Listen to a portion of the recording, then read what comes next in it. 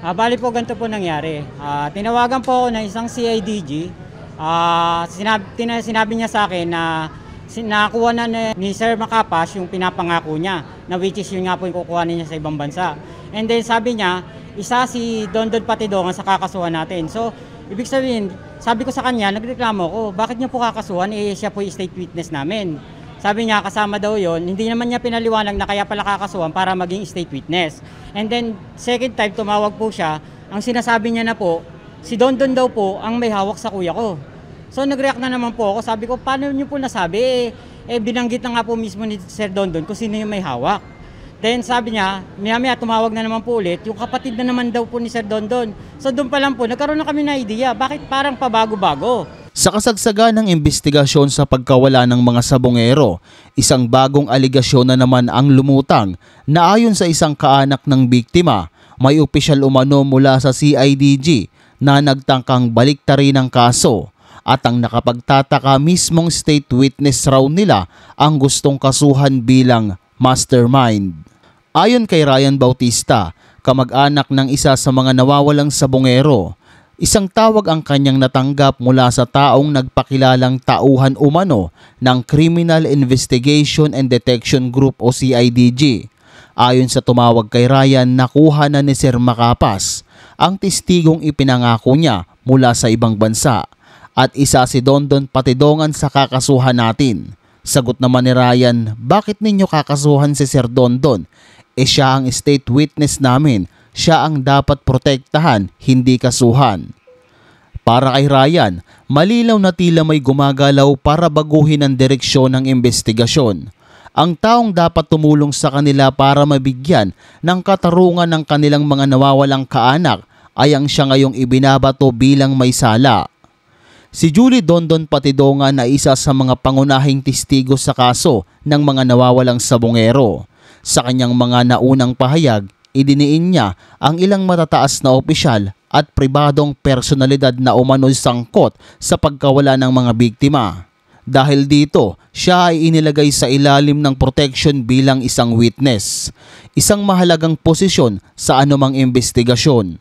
Ngunit ang tawag na natanggap ni Ryan ay tila nagpapakita na may gumagawa ng paraan para baliktarin ang testimonya ng pamilya at idein ang mismong saksi sa pagkawala ng mga sabongero. Hindi ito ang unang pagkakataon na may lumabas na ganitong aligasyon. Batay sa ulat ng GMA News noong Hulyo 30, 2025, may iba pang kaanak ng mga nawawalang sabongero ang nagsabi rin na tinawagan sila ng nagpakilalang isang personnel. Ang layunin umano ay humukin silang magsampa ng kaso laban kay Patidongan at ipresenta siya bilang mastermind ng pagkawala ng kanilang mga mahal sa buhay. Sa gitna ng usapin, muling napasok sa eksena ang pangalan ni Macapas na dating hepe.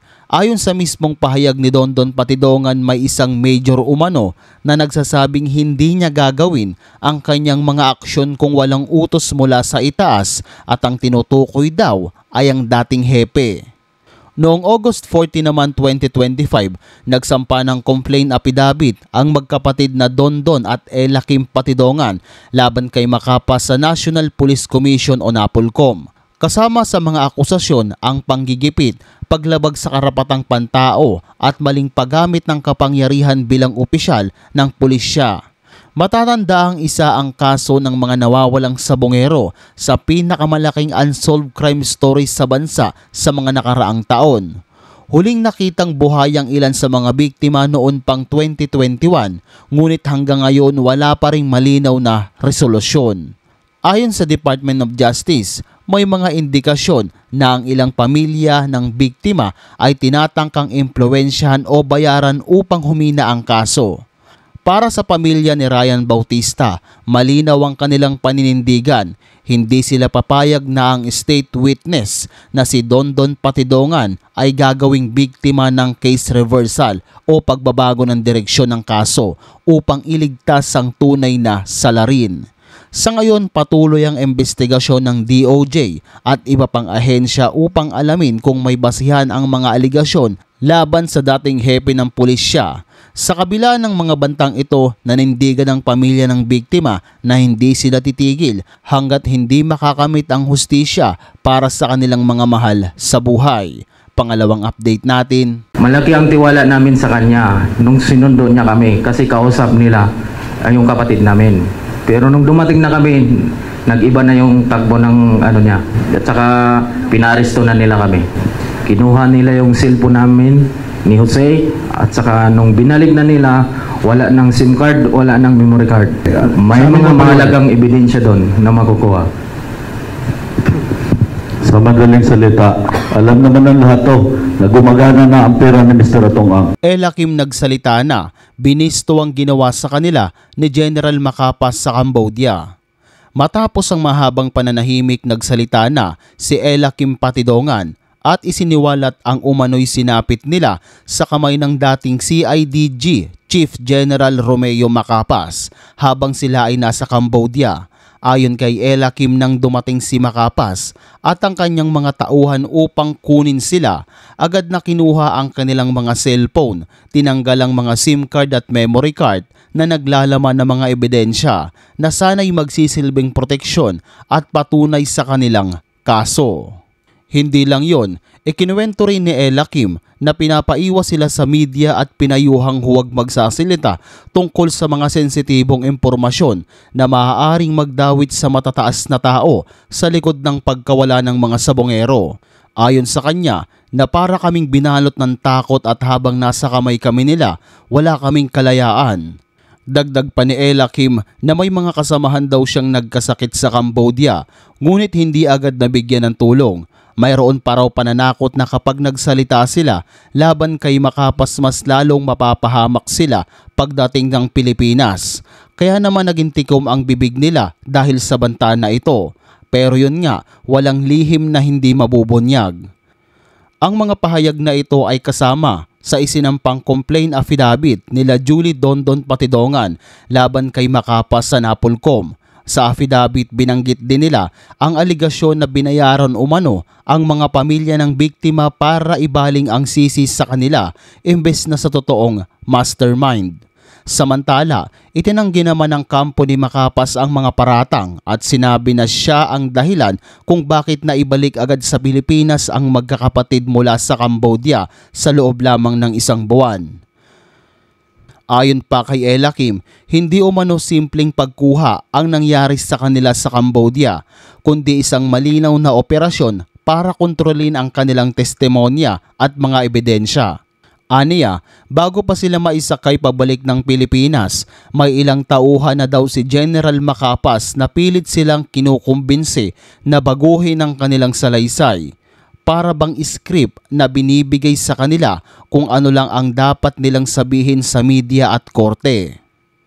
Isa pa sa kanyang ibinulgar ay ang pagmamanipula umano sa mga ebidensya. Mismong sa harap niya raw kinuha at winasak ang ilang memory cards na naglalaman ng mga litrato, video at voice recording na maaaring magdawit sa ibang matataas na personalidad. Ayon pa kay Ella Kim, doon ko na-realize hindi lang basta-basta ang laban namin, malalim ito at may malaking pangalan na sangkot. Sa kanilang complaint affidavit, detalyado rin ang umano'y pagbibigay ng pera sa ilang pamilya ng mga nawawalang sabongero. Ayon sa kanila, layunin nitong ilihis ang investigasyon at gawin silang pangunahing sangkot sa kaso. Ayon pa sa kanila, hindi lang kami nilapastangan sa ibang bansa, kundi sinira rin ang integridad ng hustisya dito sa Pilipinas.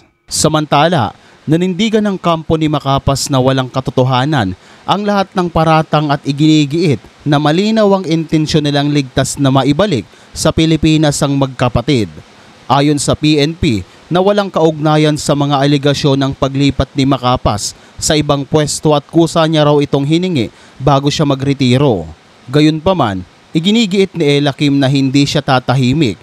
Ayon pa sa kanya, kung ako lang ang magsasalita, baka hindi ako pakinggan, pero kapag lumabas ang lahat ng nakakita at nakaranas, lalabas ang buong katotohanan. Sabay panawagan sa iba pang nakasaksi na maglakas loob na magsalita. Malaki ang tiwala namin sa kanya nung sinundo niya kami kasi kausap nila yung kapatid namin. Pero nung dumating na kami, nag-iba na yung takbo ng ano niya. At saka pinaresto na nila kami. Kinuha nila yung cellphone namin ni Jose at saka nung binalik na nila, wala ng SIM card, wala ng memory card. May mga mahalagang ebidensya doon na makukuha. Sa madaling salita, alam naman ng lahat to na gumagana na ang pera ni Mr. Atong-ang. Ito na kaya ang susi para mahuli ang lahat ng sangkot sa pagkawala ng mga sabongero at mapiit ang pinaka-mastermind nito.